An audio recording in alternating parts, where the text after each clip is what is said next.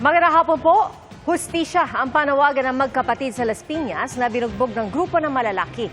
Ang isa sa mga biktima inoobserbahan pa sa ospital. Ang sabi ng pulisya na kursuladahan lang daw ang dalawa. Ang isa sa mga nabugbog, menor de edad na trip lang daw mambugbog noon. Nakatutok si Nico Wahe.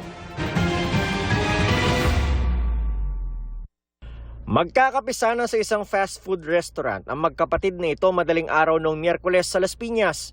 Hanggang napahinto sila sa gilid ng kalsada. May lalaking sumulpot at biglang nanuntok sa magkapatid.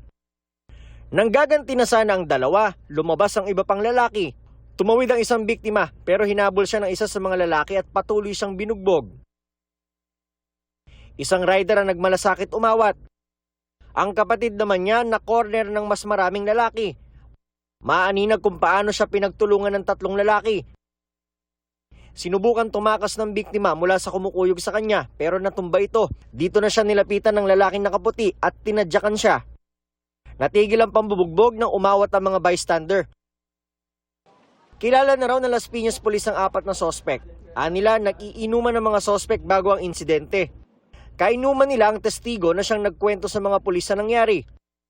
Ang unang lalaking subulpot at nanuntok ay 14 anyos lang na tila trip daw manuntok noong oras na yon. Base doon sa kwento ng witness na gusto daw niyang manuntok. Tama-tama naman itong dalawang biktima natin habang naglalakad papunta sa kahabaan ng Alabang Zapote. Yun nakita niya, sinuntok niya.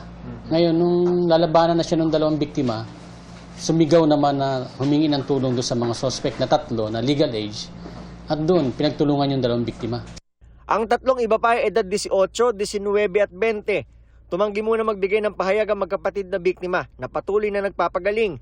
Nasa ospital pa ang isa sa kanila na lubhang napuruhan. Yung dalawang biktima natin, may mga bugbog sila sa katawan nila, sa ulo nila, may mga sugat. Hinihintay na lang daw ang medico legal ng mga biktima bago nila ihabla sa piskalya ang mga sospek. Para sa GMA Integrated News, Nico Wahe, nakatutok 24 oras.